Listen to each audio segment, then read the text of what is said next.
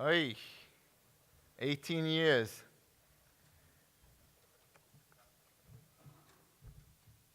I must tell you all how full my heart is. And I'm sure if Eliza would be here today, she couldn't make it, unfortunately, she'd say the same thing. Of just looking around and wondering why in the world we left this place. The most favorite people in the world are here with us today. And it's a credit to what this community is. That 18 years of touching hearts. My heart was touched, and so many of your hearts were touched by the Kollel that we're here today to celebrate. Now, of course, over 18 years, when I come back, the first comment I get is, "Oh, you've gotten a little grayer, Rabbi Frank." That does happen. And I know there's this son on the lap of his father who looked up at his father and said, "Daddy, why is your hair so white?" So he says, "I'll tell you. Every time I tell you to go to bed and you don't go to bed, another hair turns gray. Every time I ask you to clean up the toys, you don't clean up the toys, another hair turns gray." He said, "Oh, I was thinking about Zadie's hair. Why is Zadie's hair all white?" It's a zchus to be here with such a distinguished dais with Rav Chaim Gibber and his Rebbitzin, who's of such stature and scholarship and such Yirah Shamayim piety that I do believe it elevates not only the whole Kollel, but the whole community. And it's so special knowing the Kollelim out there today. It's beyond comparison to have a Rosh Kollel such as ours.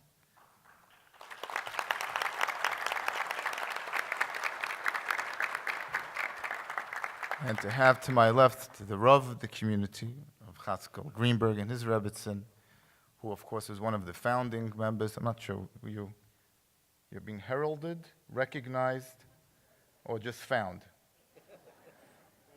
All of the above. But the Rav obviously is just the expression of how Kollel not only is there to influence others, but they grow themselves, each one of the rabbis here, continues to develop into men of stature. And one of those founding members became the Rav of Beis Yisrael, which is so astounding. Now, you all may think that a Rav, such as Rabbi Greenberg is commonplace, has a relationship with the families, everyone knows who he is. Where I come from now, Lakewood and Borough Park, what happens is father and son are in the grocery, they bump into the rabbi. And the father or mother chats with the rabbi, and they move on, and you see the son is puzzled, he's trying. And 2 minutes later he says, "I know who that man is. He goes to our shul." That's the way it is on the East Coast. But here in Minneapolis, the Rav has a special relationship with each one of the families and takes a special interest and a feeling of responsibility to each one of you. You're just so lucky. I wanted to share with you, I guess, my sentiments. I shared a little bit of it today in the Kollel, of what it means to me to be here tonight celebrating 18 years since the establishment of the Kollel. And what I shared at the beginning of the day today at the Kollel, it's been a long day, was really it started with a moment. And I want to speak about the power of moments. We're not celebrating 18 years. We're celebrating the power of a moment that created these past 18 years and will continue in the future. And I'd like to just, I guess, start with concept I've been thinking about a lot lately. We know there was an experience in our history, Jewish history, after we left Egypt, the splitting of the sea, Kriyas Yamsuf. And in the splitting of the sea, right as they emerged, Moshe, sings the song of Az Yashir. And Rashi says, doesn't say Az Yashir, as we usually translate it, Moshe sang. At that moment he sang. Rashi says, but if you translate it literally, it says, Az Yashir, then he will sing. Not that he sang, but after the splitting of the sea, Moses will sing. And Rashi says, what does that mean? And he says, famously, Mikan l'tchias hamesim min haTorah. This is a reference to the end of time, to the time of Tchias HaMesim, when Mashiach will come. Moshe then will sing about the splitting of the sea. And the question is, why of all places does Rashi choose to teach us the concept that there will be an end of time? Mikan l'tchias hamesim min haTorah. Why is Tchias HaMesim spoken about here? I believe the answer is as follows. There's a famous expression. I don't remember who said it. It's that famous. It goes as follows. Life's experiences is largely forgettable. Most of our life experiences we forget. And only sometimes, occasionally, is it memorable. And I'll repeat it. Life's experiences is largely forgettable. And only occasionally memorable. And if you think about it, you think about the past 18 years, or just think about the past year, or the past week. Do we remember everything we ate? Now, that's a Jewish experience, of course. But do you remember every moment, everything that you've eaten of the past week? You remember peak moments. And as you go back through your own life's experiences, what sticks with us is those peak moments, those that are only occasionally memorable. So, when we think about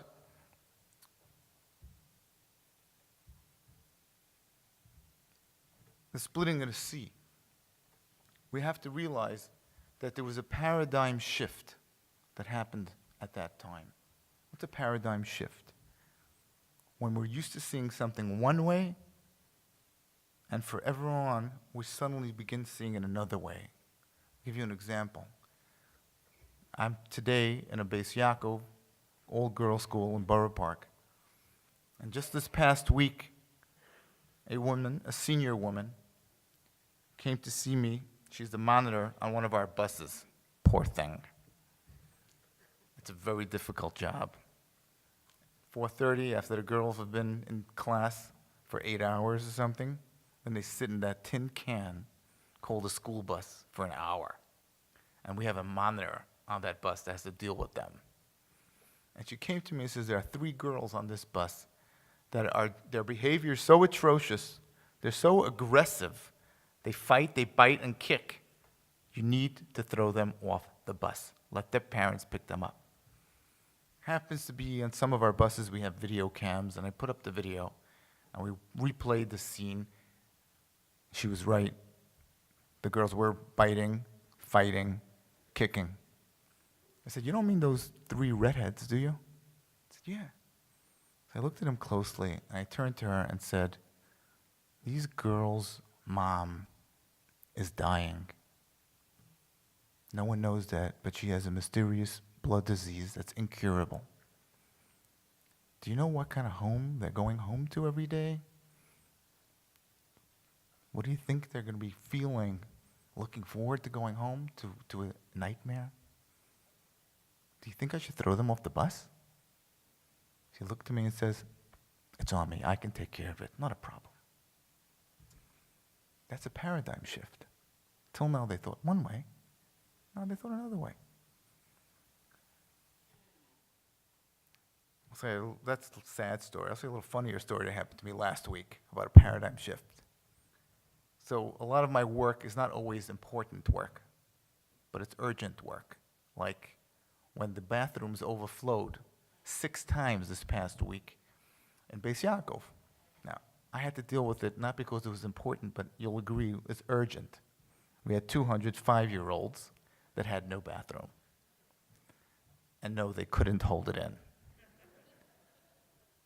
They started creating all kinds of interesting dances, wiggles, and we simply did not have the manpower to move them from one building to another for the bathroom, which we had to do. I called the building manager and said, 6 times it overflowed. What's going on? She said, I called 3 plumbers. You want me to call a 4th plumber? He says, no, put the plumber on the phone, please. Puts the plumber on the phone. I said, Mr. Plumber, I don't need you to jiggle in there and then it'll overflow again. Find the source of the problem so it shouldn't happen again. I said, no problem. We have a camera we could stick in there. We'll find it. Okay, when you're coming? First thing in the morning. First thing in the morning came and went. Afternoon came and went. He's texting me, I'll be there, I'm coming. Never showed up. Kids were doing the wiggle all day. We had to hire a team of people to bring them to different floors around the building. Second day, plumber didn't show up. I'm coming, I'm on my way. Finally, I asked the building manager, what's the plumber's name? Gives me the name. I look in my staff list and my parent list. He's a parent in the school. I look at the student list. His daughter, Bleemy, is on my floor with the bathroom overflowing. I picked up the phone and called his wife. He was there in 10 minutes, and the problem was solved. This just happened last week. So we learned 2 things from here. The power of the Jewish woman, but more importantly and more relevant, this plumber just had a paradigm shift. Till now, I was a pain in the neck. Now, it was about his daughter Bleemy, and his wife was on his case. He came. On Friday, I called his wife to thank him, and I called him to apologize. But the problem's fixed. Now, when the sea split, there was such a paradigm shift created in the history of the Jewish world and the world about who God is. God cares about each one of us. He's all-powerful. Reward and punishment. Egyptians drowned. Jews were saved. That sometimes a moment in time such as this will never truly know the impact of how powerful, how life-changing that this moment was to the world until the end of time, when we'll look back through 5,000, 6,000 years of history and say, wow, this is how history changed because of that one moment in time. That's why Rashi says right here, by Kriyas Yamsef, by the splitting of the sea, that the Torah doesn't say he sang, but he will sing at the end of time, Mikan l'tchiyas hamesim in Torah, about the impact of the splitting of the sea. I read a book called Chasing Daylight. It's a small book written by a Gentile, O'Connor, sounds like a Gentile, who is a global a CEO of a global company, and he was diagnosed with a illness that he will not survive. The first sentence of the book is, I've been blessed. They gave me 100 days to live. My wife couldn't read the 3rd sentence of the book. It was over for her. But I read the book. And the man resigns immediately from his job. He was given only 100 days to live. And he says, I have only 100 days to live. I'm no longer in control of anything except saying goodbye.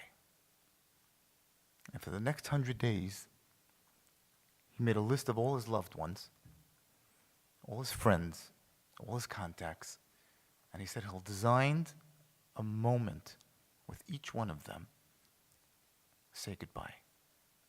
And the ones that were further from him, not as close to him, was an email, was a phone call. The ones that were closer to him, designed. They out and golf with him, and they discussed what they meant to each other. He said, I created more perfect moments in those 100 days than I experienced my entire life. The last chapter of the book is written by his wife, because he dies at the end of the book. So, I guess the thoughts that I'm having is, moments can happen to us that we'll never forget. We all have moments in our memory that we never forget. But we can also create moments. We can design moments that are so powerful that we will never forget it, and the people we touch will never forget it. And sometimes those moments that we create can be so powerful, it affects generations. I'll explain with one story and I'll conclude. You know, camping season is beginning this year. A few years back, sleepaway camp was about to, opening day was about to begin, and all the counselors were there before the buses rolled in. And the head counselor spoke to all the counselors and says, all the buses are going to roll in, and all the children are going to come off that bus, and they're going to see their old pals and slap their backs and hug and talk and laugh. I want you to look out for that little boy with his suitcase on the side, looking lost, knowing no one, and looking sad. And I want you to go over to him, put your arm around him, and say, come, buddy, I'll buy you a Danish. That day, the buses roll in, and one of the hired counselors watches as all the kids disembark, and he sees one boy standing with a suitcase on the side, looking really sad and alone. And he goes over to him and puts his arm around his shoulder and says, come, buddy, I'll buy you a Danish. And he saw how his eyes lit up, he smiled, and went along with him. It was a life-changing moment for this boy. So he went over to the head counselor and says, where did you get this idea from? That the buses will come and there'll be this little kid on the side. It happened. I did something life-changing for this boy. He said, I'll tell you, when I was a boy, it happened to me. I was that little kid, standing on the side with my suitcase all alone. And someone came over to me and put his arm around my shoulder and bought me a Danish. I said, who was that person? Do you remember? Sure. I gave him his name, Max Finkelstein. I said, I want to give him a call. Can you look up his number for me? He found his number and gave him a call. He calls him up and says, Mr. Finkelstein, I have to tell you what happened today. I was in camp. Hood counselor said this story. I put my arm around him. I just revived him. I went to the head counselor. He says that he was that kid. You did it to him. How did you get that idea? He says, I'll tell you the truth. 20 years before that, I was that little kid. You're kidding me. Can you tell me who put his arm around your shoulder and bought you a Danish? I said, sure. I was in Camp Aguda. And Camp Aguda would invite certain Torah luminaries over the weekend.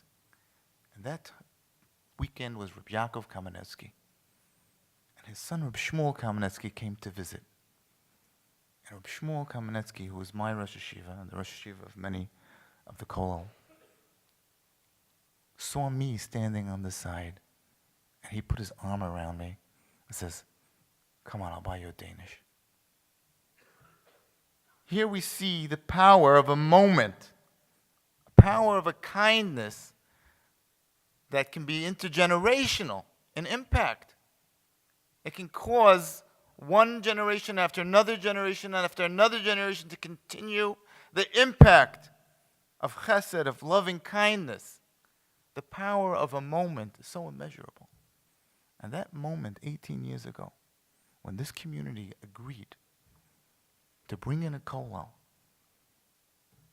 and a group of young men and their wives agreed to come out to a place called Minneapolis, which sounds like an ancient Greek city that we've never heard of before, outside of Flatbush. And we moved to Minneapolis to found a kollel. And today we are here, 18 years later. The power of that moment, the impact of that moment is so overwhelming that when I landed today in Minneapolis, it smacked me in the head. Why can't we keep on making moments like this? Each one of us. The kind word, reaching out to someone, looks a little down, put your arm around him, build him up, touch someone's heart, learn a little Torah, come to the kollel, bring your friends, create a learning group in your home. These are moments that you can create that can be so powerful, it can affect yourself, the next generation, and the next generation, until the end of time. I bless you all with the vision, the courage, and the kindness of heart to reach out and create, design a powerful moment. The powerful moment that created this kollel that we're celebrating here 18 years later, and that you should benefit and see the blessings from those moments.